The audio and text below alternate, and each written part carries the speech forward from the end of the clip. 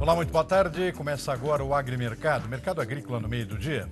Todos os dias, neste horário, a gente confere aqui os principais indicadores dos mercados agrícolas e financeiros, as cotações das bolsas internacionais de commodities agrícolas, também os mercados físicos aqui no Brasil, nos principais portos de exportação e nos polos de produção e comercialização do interior do país.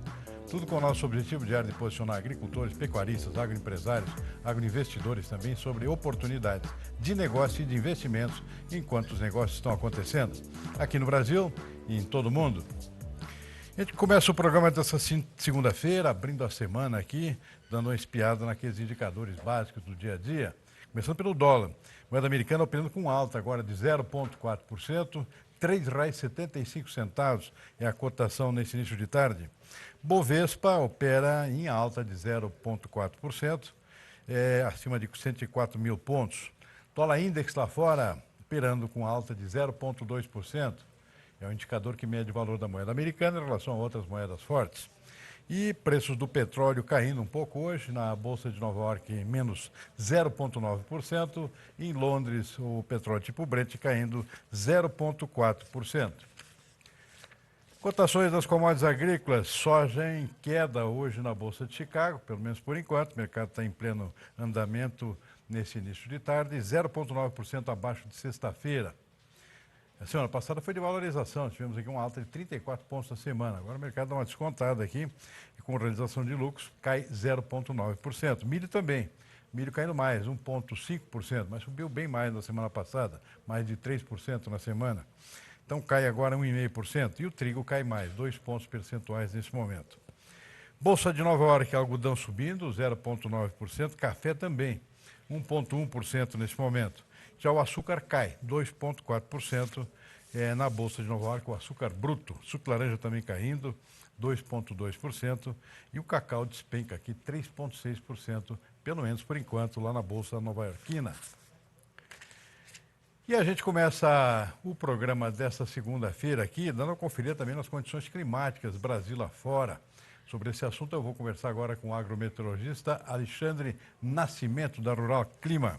Alexandre, muito boa tarde, muito obrigado por nos atender aqui no nosso Agrimercado. Conta pra gente como é que foi o fim de semana e como é que vai ser essa semana em termos climáticos aqui, nas principais regiões produtoras com culturas em andamento nesse momento. Seria milho, safrinha no Paraná, no Centro-Oeste, trigo no sul do país, e tem café e cana também em andamento nesse momento. Muito boa tarde, Alexandre. Olá, boa tarde, Silmar, boa tarde a todos. Olha só, depois daquele frio intenso, do começo da semana passada, as temperaturas entraram em ampla elevação. Neste final de semana, houve o deslocamento de uma frente fria pelo Rio Grande do Sul, Santa Catarina, e agora está também sobre o estado do Paraná. Mas apesar do nome, Silmar, depois do frio intenso da última semana, os produtores podem ficar tranquilos. É apenas um pouco de umidade aí, que vai ser bastante benéfico, para as culturas que estão em desenvolvimento na região, uma vez que essa frente fria está trazendo um pouco de chuva, mas o ar polar associado a ela, que é quem derruba realmente a temperatura, ele é muito mais fraco do que aquela registrada na semana passada. Então, o produtor pode ficar tranquilo que não tem expectativa de nova geada.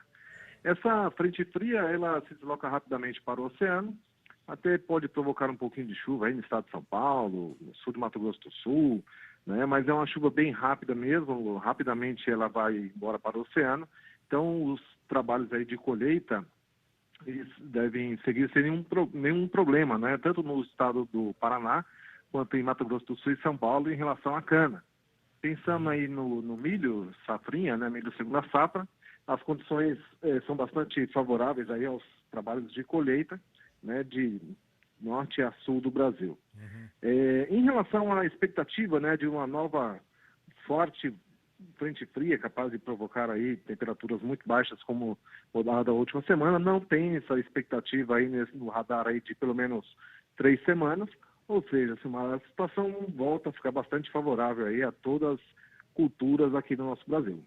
Muito bom. Ou seja, fica mais frio, mas sem expectativa de geada, pelo menos geada prejudicial às lavouras.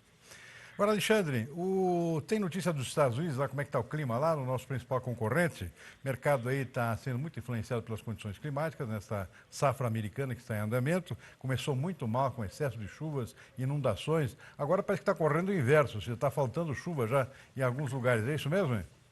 Exatamente, Mário. Para essa semana aí, expectativa de pouquíssima chuva em todo o meio oeste americano, o que é uma palavra chata, né? Mas infelizmente a gente tem que falar, o que favorece nós aqui brasileiros, né? Uma vez que, como você acabou de citar, começou mal e essa semana aí piora um pouquinho mais a situação, tanto no milho quanto na soja. Né? O pessoal lá da USDA continua colocando números que nós aqui na Rural Clima achamos um pouco elevados, né? Tanto em relação à produtividade quanto a expectativa para a safra, né? Uma vez que, né, como você citou, começou mal, a quantidade, né, plantada foi bem menor do que a do ano passado, e com essas quebras no meio aí do desenvolvimento, essas quebras de chuva, né, a gente vai estar aí mais ou menos aí uns 10 dias sem chuva significativa para o meio oeste americano, e isso deve, né, cobrar mais um pouco aí dessa produtividade deles lá. Bom para a gente, né? Infelizmente o mercado é assim mesmo. Azar de uns, sorte de outros, ainda bem que dessa vez a sorte é nossa. Perfeito. Quer dizer, você está dizendo aí que tem uma previsão de 10 dias aí de tempo seco, portanto é bom o nosso produtor aqui ficar de olho, que nós vamos ter o chamado mercado de clima influenciando as cotações das bolsas, particularmente da soja, do milho e também do trigo, durante esse período todo. Alexandre, por enquanto eu acho que é isso. Muito obrigado pela participação aqui no nosso Agrimercado, uma boa semana para você e até a próxima, hein? Até a próxima, grande abraço a todos. Com a votação do orçamento adiada para agosto, o Congresso vai entrar agora em recesso branco a partir de quinta-feira, mas muitos parlamentares vão enforcar os 3 dias de trabalho para antecipar as férias, como mostra o jornalista Rodrigo Orengo. Na prática, os parlamentares precisariam trabalhar hoje, amanhã e ainda quarta-feira para entrar, segundo o regimento, em recesso na quinta-feira. Mas muitos nem voltam para Brasília, o quórum vai ser bem esvaziado nessa semana, até porque a Lei de Diretrizes Orçamentárias, a LDO, ficou lá para agosto. Essa lei ela estabelece os parâmetros do orçamento e, segundo o regimento, os parlamentares, para saírem em recesso, precisam votar a LDO. Pedalaram, deixaram isso lá para depois do recesso, então na prática a gente vai ter aqui o famoso recesso branco. E também jogando a Previdência, o segundo turno, todo o trâmite para depois do recesso, é um sinal claro de que os parlamentares nem precisam voltar das bases, né? Outra justificativa é que ficaram aqui, trabalharam muito na semana que passou, até na sexta-feira, o que não é tradição da casa, então tudo fica para depois. Agora, poderiam aproveitar esse início de semana, quem sabe, para votar o segundo turno, mas o acordo estabelecido não é esse, né? Então, não teremos aqui faltas, cortes de ponto, tem até sessão chamada, até sessão deliberativa chamada, mas o quórum deve ser realmente aquele quórum para inglês ver, aqui pouquíssimos parlamentares em Brasília, na volta realmente lá em agosto, aí sim tem muita coisa pela frente. LDO, reforma na Previdência, reforma tributária, a pauta de trabalho é bastante extensa aqui em Brasília. E o segundo turno da votação da reforma da Previdência na Câmara ficou realmente para o segundo semestre. Segundo o presidente da Casa, Rodrigo Maia, vai acontecer no dia 6 de agosto. Até lá, o governo pretende manter contato com os parlamentares para evitar que a influência de lobistas modifique ainda mais o texto já aprovado no primeiro turno. No dia 6 de agosto está marcada a votação em segundo turno na Câmara. Líderes governistas devem ficar em contato com os deputados durante o recesso, para evitar a influência de lobistas contrários à reforma. No segundo turno não é possível acrescentar nada, só retirar. A base da reforma é a idade mínima de 65 anos para a aposentadoria de homens e 62 de mulheres. Além disso, é o fim de sistemas de previdência separados. Servidores que entraram no serviço público depois de 2003 e trabalhadores da iniciativa privada passarão a receber no máximo o teto do INSS, hoje em R$ 5.800. Para os atuais aposentados e pensionistas, não muda nada. A proposta aprovada é diferente da que foi enviada pelo governo e saiu da comissão especial. 5 pontos foram modificados no plenário. O texto base previa que policiais federais, rodoviários e agentes penitenciários se aposentassem com 55 anos, ambos os sexos. Com as alterações, poderão receber o benefício aos 53 anos no caso de homens e 52 de mulheres. Eles também vão se aposentar com o último salário e ganhar os mesmos aumentos de quem está na ativa. Outro destaque aprovado garante que mulheres se aposentem com 60% do benefício aos 62 anos, após o mínimo de 15 anos de contribuição. O valor sobe 2 pontos percentuais por ano a mais de trabalho, até alcançar a integralidade com 35 anos. O tempo mínimo de contribuição dos homens baixou de 20 para 15 anos, mas o máximo para receber o valor integral foi mantido em 40 e a idade mínima em 65 anos. A pensão por morte foi alterada. O pagamento não poderá ser menor do que um salário mínimo se o beneficiário não tiver renda formal. No texto base havia um redutor para evitar o acúmulo integral de aposentadorias e pensões. E os professores da rede pública e privada, já na ativa, poderão se aposentar mais cedo. A idade mínima, que era de 58 anos para eles e 55 para elas, baixou para 55 e 52 anos, respectivamente, com pedágio de 100% do tempo que falta para atingir a idade mínima. Depois da Câmara, a reforma segue para o Senado, onde a expectativa é de aprovação até meados de setembro. O relator deve ser o tucano Tasso Gereissati. O desafio do governo é evitar mudanças no projeto. Se houver qualquer alteração, o texto tem de voltar para os deputados. Por isso, eventuais modificações serão feitas em propostas paralelas, que vão seguir tramitando quando a reforma entrar em vigor. É o caso da possível inclusão dos estados e municípios nas novas regras. A discussão continua. Então, caso haja a volta dos estados e municípios, é evidente que isso será benéfico para o conjunto da sociedade. Os analistas do mercado financeiro reduziram pela 20ª semana consecutiva a previsão de crescimento da economia agora em 2019. Segundo o Boletim Focus divulgado pelo Banco Central, a estimativa para o PIB passou de 0,82% para 0,81%. Para a inflação, os analistas elevaram a previsão de 3,80% para 3,82%. Não houve mudanças para outros indicadores. A projeção para a taxa básica de juros foi mantida em 5,5%. Por fim, os analistas mantiveram a estimativa para a taxa de câmbio em R$ 3,80 pela 7ª semana seguida. E após 4 quedas consecutivas, o nível da atividade da economia registrou uma leve alta agora no mês de maio. Segundo a prévia do PIB divulgada pelo Banco Central, houve crescimento de 0,54% na comparação com abril. Em relação a maio de 2018, a alta foi ainda maior, 3,06%. O chamado Índice de Atividade Econômica, que incorpora estimativas para agropecuária, indústria, setor de serviços e impostos, é um indicador que tenta antecipar o resultado do Produto Interno Bruto, calculado pelo IBGE. Na parcial do ano, o IBCBR acumula alta de 0,94%. Em 12 meses, o avanço é de 1,31%. E o governo chinês anunciou que a economia do país cresceu 6,2% no segundo trimestre do ano. É a menor taxa em 27 anos. O dado indica uma desaceleração do crescimento em comparação com o primeiro trimestre de 2019, quando a economia cresceu 6,4%, mas está de acordo com as previsões. O Departamento de Estatística da China alega que os números são o resultado de um ambiente doméstico complexo, assim como no exterior.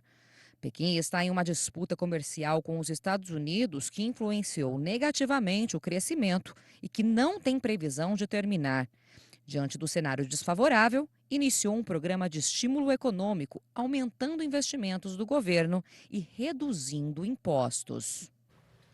Exportações brasileiras do agronegócio, agora em junho, somaram 8 bilhões e 340 milhões de dólares, uma queda de 9% em relação a junho de 2018. A principal razão para isso foi a queda de 9,5% no índice de preço dos produtos agropecuários vendidos pelo Brasil. Os embarques das carnes e do milho foram os que mais cresceram no período. A participação do agronegócio na balança comercial brasileira de junho ficou em mais de 46%. A gente vai fazer um rápido intervalo agora e a gente volta em seguida com mais informações aqui no nosso Agrimercado, mercado agrícola no meio do dia. Estamos de volta com o Agrimercado, mercado agrícola no meio do dia. Vamos dar mais uma conferida nos nossos indicadores aqui. Dólar segue em alta aqui, 0,3% neste momento. R$ 3,75 é a cotação da moeda americana. Bovespa sem alterações no momento, operando com estabilidade em relação ao fechamento de sexta-feira. Bolsas internacionais, café sobe, dispara na Bolsa de Nova York. Café arábica aqui 2,4%, o algodão também subindo, 1 ponto percentual. Já na Bolsa de Chicago, cotações em queda. Agora vamos dar uma conferida mais de perto aqui. Soja Chicago caindo bastante, em 10 pontos, 9 a 10 pontos em relação à sexta-feira, mesmo com a situação climática lá merecendo atenção, clima muito seco nos Estados Unidos, mas no momento aqui o mercado descontando a alta da semana passada, que foi grande, 34 pontos no decorrer da semana, saldo líquido, e realização de lucros, portanto, agora, inclusive refletindo aqui, demanda bastante fraca aqui para exportações americanas, dados divulgados agora há pouco. Milho também, milho está operando com queda agora, de 5, 6, 7, até 8 pontos de queda dos contratos mais próximos aqui, refletindo também as mesmas condições que eu citei para a soja aqui, mesmo com o tempo seco nos Estados Unidos, que é prejudicial às lavouras, mas o mercado refletindo mais a questão da demanda, que ficou abaixo da expectativa também no caso do milho. Então está aí, cotações em queda na Bolsa de Chicago, depois de uma semana positiva lá na Bolsa Americana. Mercados físicos, vamos começar pela soja aqui, soja em Paranaguá, de sexta para hoje, aqui 80,50, alta de 0,6%. Em Passo Fundo, Rio Grande do Sul, alta de 1,3%, 76,50 por saca. Cascavel, no Paraná, também subiu um pouco, 0,7%. Rondonópolis, alta de 1,5%. Sorriso, uma alta mais expressiva, 2,5%. O que mais? Rio Verde, em Goiás, 1,4% acima. Dourados também subiu, mesmo percentual. Uberlândia, Triângulo Mineiro, 2,1%. Barreiras, oeste da Bahia, 0,7% acima. Balsa Sul do Maranhão também com percentual semelhante de alta em relação à sexta-feira. O que mais? Milho. Milho em Paranaguá com alta, R$ 41, 1,2%. Campinas, mercado firme também subindo, 1,3%, R$ 38. Cascavel com valorização de 1,5%. Sorriso, um ajuste forte aqui de 6,4% para R$ 25 por saca. Rondonópolis também subiu bem, 1,9% para R$ 27,50. Rio Verde em Goiás, 1,7% acima. Dourados também, mesmo percentual de alta. Uberlândia, Triângulo Mineiro, uma valorização de 1,5%. E estabilidade apenas em Erechim, lá no norte do Rio Grande do Sul, R$ 39 por saca. Boi gordo, Noroeste Paulista caindo 1,3%, R$ 155 arroba. Cuiabá e Colíder, as duas praças que a gente acompanha no Mato Grosso, não tem alterações por enquanto. Campo Grande também não, da mesma forma que Marabá. Marabá, R$ 141. Triângulo Mineiro, sim, um ajuste para baixo aqui de 0,7% para R$ 149 arroba. Alegrete, Rio Grande do Sul, 5,30 o quilo vivo, sem alterações. Sudoeste e Goiás, R$ 145, inalterado por enquanto. E o café? O café aqui, nenhuma alteração por enquanto, nas praças que a gente acompanha diariamente. Então está aí, sul de Minas, R$ 410, 415 Cerrado Mineiro. Conilon também estável aqui em R$ 280, o tipo 7 em Vitória do Espírito Santo. Um registro aqui para o mercado de arroz. Arroz agulhinha, posto em São Paulo, tipo 1, beneficiado, R$ 95 por saca de 60 quilos. Arroz em casca, base Alegrete, Rio Grande do Sul, R$ 42,95 pela saca de 50 quilos. Uma alta pequena aqui de 0,1% em relação à sexta-feira. A gente vai ficando por aqui com o nosso agrimercado dessa segunda-feira. Uma boa semana a todos. Amanhã a gente está de volta.